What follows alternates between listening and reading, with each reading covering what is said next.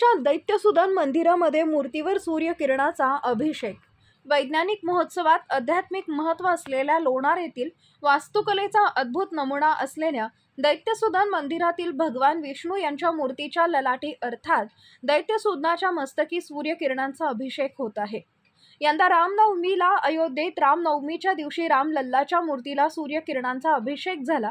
त्याचप्रमाणे लोणारच्या मंदिरातही विष्णू मूर्तीलाही मे महिन्यात 5 दिवस हा सूर्यकिरणांचा अभिषेक दरवर्षी होत असतो। लोणार हे मानवी संस्कृतीचे आस्था आणि श्रद्धास्थान आहे।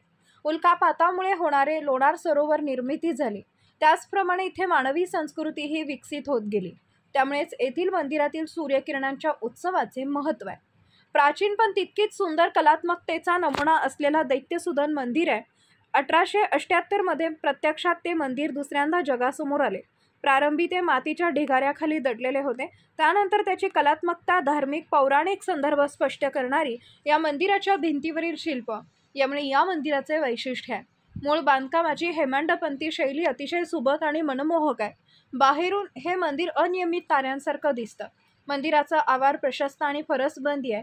2 दिवस पर्यटकांना संधी 0 सावली दिनाच्या दिवशी सूर्य माथ्यावर असताना सकाळी 11 वाजल्यापासून 11:30 वाजेपर्यंत दरम्यान सूर्याची किरणे थेट मंदिरातील विष्णूच्या मूर्तीवर पडतात। हा किरणोत्सव आणखी 2 दिवस पर्यटकांना पाहता येईल असे लोणार सरोवराचे गाईड शैलेश सरदार यांनी सांगितले। किरणोत्सव 5 दिवस होतो साजरा। या मंदिरामध्ये मे महिन्यात सूर्यकिरणांचा होणारा अभिषेक एक अध्यात्म व विज्ञानाची सांगड घालणारी घटना आहे। दरवर्षी या मंदिरामध्ये वास्तुशास्त्र आणि खगोलशास्त्राची सांगड घातली गेल्याने हा किरणोत्सव 5 दिवस साजरा होतो। तो 10 मिनिट बघता येतो। मंदिराच्या गाभाऱ्यामध्ये काळ्या पाषाणातील शस्त्रधारी भगवान विष्णू आणि त्यांच्या पायाखाली लवणासूर राक्षसाचा वध अशा स्वरूपातील मूर्ती या किरण महोत्सवाच्या अभिषेकात खिळवून ठेवते। हे पाहण्यासाठी नागरिक गर्दी करत आहेत।